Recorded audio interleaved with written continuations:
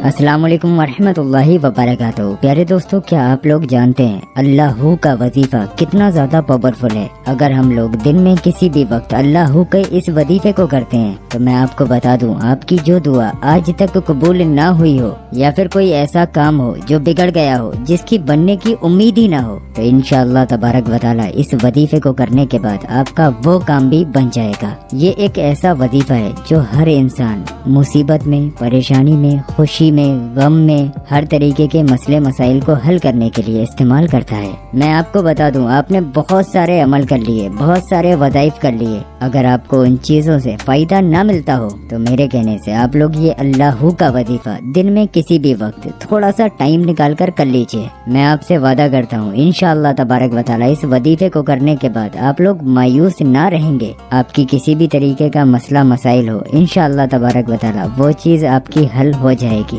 یہ بہت چھوٹا سا ویڈیو ہے، لیکن آپ لوگ اس چیز کو بہت دھیان سے سمجھ لیجئے۔ سب سے پہلے میں آپ لوگوں کو اس وظیفے کو کرنے کا طریقہ بتاؤں گا، اس کے بعد اس عمل کو کرنے کی کچھ شرطیں ہیں جو آپ لوگوں کو ویڈیو کے آخر میں بیان کر دوں گا۔ پہلے آپ لوگ اس وظیفے کو کرنے کا طریقہ سمجھ لیجئے۔ یہ تو آپ کے سامنے کلیئر ہو ہی گیا کہ آپ لوگ کسی بھی مسئلے مسائل کے لیے اس وظیفے کو کر سکتے ہیں۔ اب یہاں پر مجھے زیادہ ڈیٹیل میں جانے کی ضرورت نہیں ہے۔ میں آپ سے کہوں کہ برکت کے لیے، پریشانیوں کو دور کرنے کے لیے، جادو ٹونے کے لیے، دشمن کے لیے آپ لوگ اس وظیفے کو کریں، تو ایسا نہیں ہے۔ آپ لوگ جس بھی چیز کے لیے چاہیں اس چیز کے لیے اس وظیفے کو کر سکتے ہیں۔ تو اس کو کرنے کا طریقہ آپ لوگ دھیان سے سمجھ لیجئے۔ سب سے پہلی چیز ہوتی ہے کہ ہم جب بھی کوئی وظیفہ کرتے ہیں تو اس کا ایک وقت مقرر ہوتا ہے، لیکن اس وظیفے کا کوئی وقت مقرر نہیں ہے۔ جب بھی آپ کو فرصت ملے تب آپ لوگ اس وظیفے کو کر سکتے ہیں۔ اب اس میں یہ بھی نہیں ہے کہ آپ کو ایک جگہ پر بیٹھ کر اس عمل کو کرنا ہے۔ اس عمل کو آپ لوگ چلتے پھرتے، اٹھتے بیٹھتے، ہر طریقے کی حالت میں کر سکتے ہیں۔ بہتر طریقہ یہ ہے کہ آپ لوگ اس وظیفے کو کسی ایک نماز کے بعد کریں اور جا نماز پر بیٹھ کر کریں،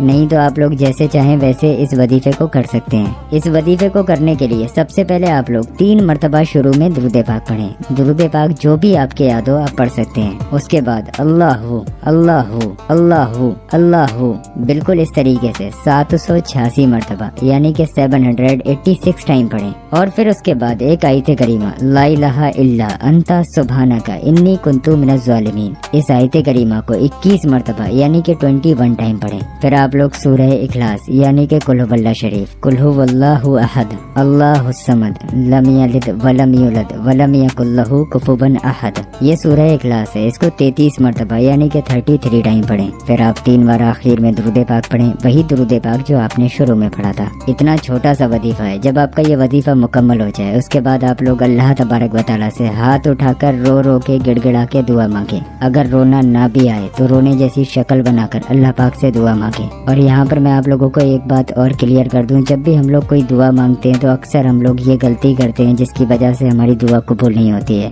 وہ غلطی یہ ہے کہ جب بھی ہم لوگ نماز وغیرہ سے فارغ ہونے کے بعد دعا مانگتے ہیں یا کوئی وظیفہ کر کے دعا مانگتے ہیں تو ہم لوگ سیدھا اپنا کام مکمل کرنے کے بعد ہاتھ اٹھا کر دعا مانگنا شروع کر دیتے ہیں۔ لیکن یہاں پر آپ لوگوں کو ایک چیز میں سکھا دیتا ہوں، جب بھی ہم لوگ کوئی دعا مانگیں تو سب سے پہلے ہمیں درود پاک پڑھنا ضروری ہوتا ہے۔ اگر ہم درود پاک نہیں پڑھتے ہیں تو ہماری دعا زمین اور آسمان کے درمیان لٹکی رہتی ہے، اور اگر کوئی بھی دعا مانگتے ہیں تو اس میں ہمارے پیارے آقا حضور پاک صلی اللہ علیہ وآلہ وسلم کے صدقے میں دعا مانگی جائے تو زیادہ بہتر ہے، کیونکہ نبی پاک صلی اللہ علیہ وآلہ وسلم کے صدقے میں مانگی گئی دعا اللہ تبارک و تعالی کبھی بھی رد نہیں کرتا ہے۔ تو آپ لوگ حضور پاک صلی اللہ علیہ وآلہ وسلم کے صدقے میں دعا مانگیں۔ دعا مانگنے سے پہلے آپ لوگ ایک بار خلی صلی اللہ علیہ وسلم تو ضرور پڑھ لیں، یہ بھی ایک درود پاک ہے۔ بالکل اس طریقے سے دعا مانگیں، انشاءاللہ تبارک و تعالی۔ آپ پریشانی کے لیے دعا مانگتے ہیں یا بگڑے کاموں کے لیے مانگتے ہیں یا کوئی حاجت، دعا، تمنا، خواہش ہے اس کے لیے دعا مانگتے ہیں تو اللہ کے فضل و کرم سے آپ کی وہ دعا اللہ کی بارگاہ میں قبول ہو جائے گی۔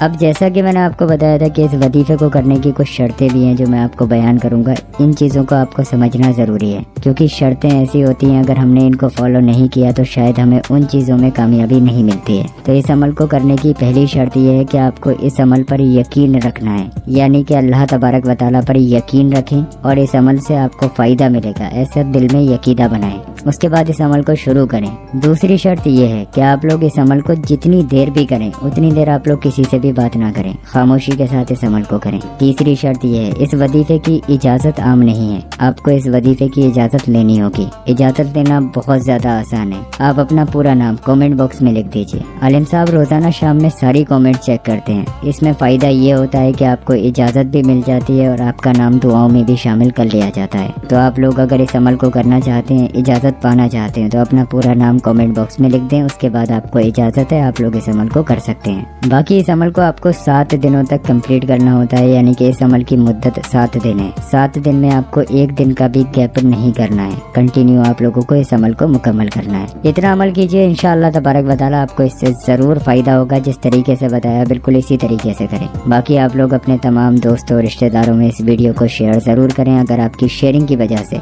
एक बंदे ने भी अल्लाह पाक का जिक्र कर लिया तो आप लोग सोच भी नहीं सकते आपको कितना सवाब मिलेगा। खास तौर से जो परेशान लोग हैं उन लोगों तक तो जरूर ये वीडियो शेयर करते हैं। अल्लाह पाक आपको इसका अजर देगा।